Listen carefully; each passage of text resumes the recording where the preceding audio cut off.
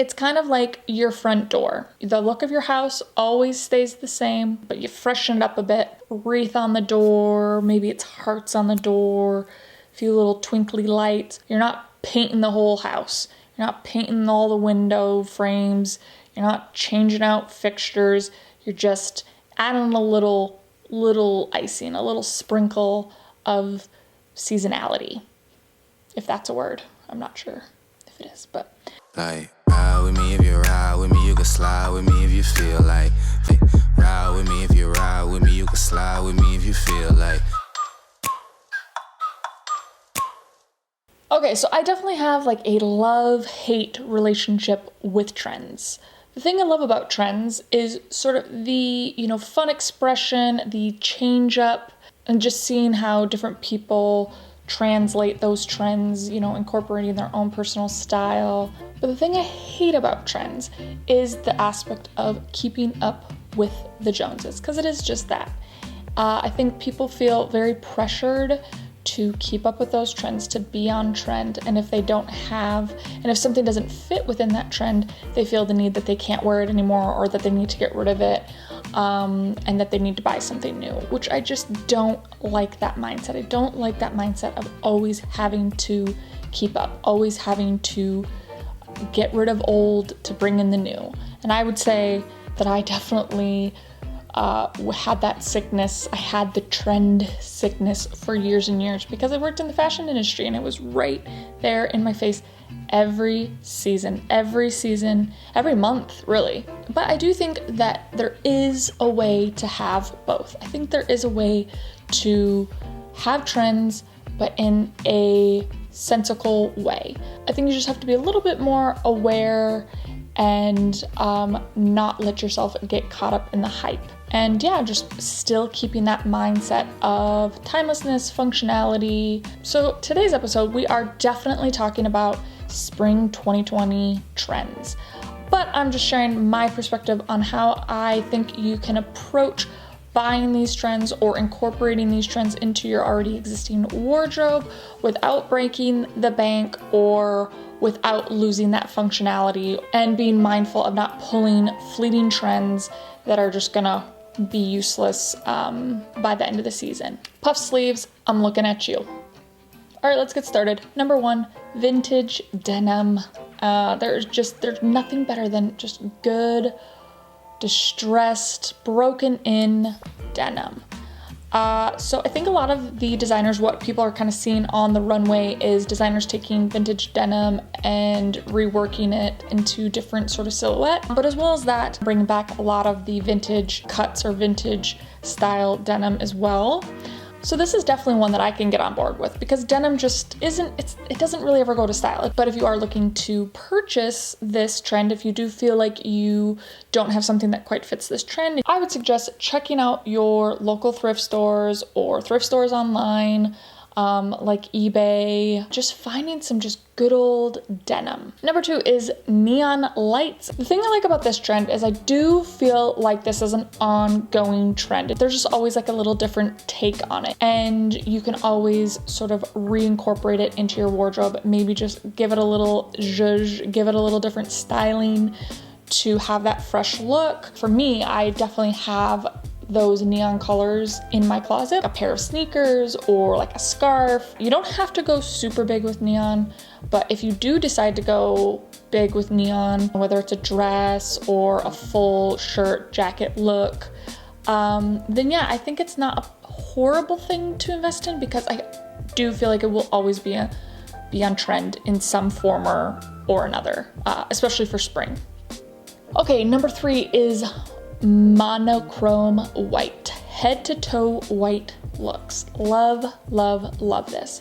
Again, to me, this is something that is just always gonna be chic, always gonna be on trend, just timeless, classic. If you don't have this trend in your closet already, or if you do, it's you ultimately could get away with an amazing chic look. It's just like a really nice white cotton button-up shirt with some nice white denim, or maybe it's just buying like a beautiful white dress. But this is one, again, that I think you can definitely, if you invest in those really good quality pieces, you will get use out of this every spring or every summer, because it's really never, white is just classic. Number 4, tropical prints. I say no. I say no to the tropical print. There's certain prints that will always be in style, you know, leopard print, you know, stripes, floral, all that kind of stuff. Always gonna, not a problem. Buy those up. Unless you can fully just say, you know what, I don't care if this is on trend or not. I'm gonna wear me some tropical print all day long, all season long, all year long. Then cool, go for it. But if you're just buying this strictly because it's on trend, girl. Okay, number 5, utility chic. Utility seems to always be on trend. Again, it seems to be one of those ones that always comes back every season. But just this season, taking those utility pieces that we've all had in our closet for years and years and just adding that juxtaposition of chic. So, number 6, puffy sleeves.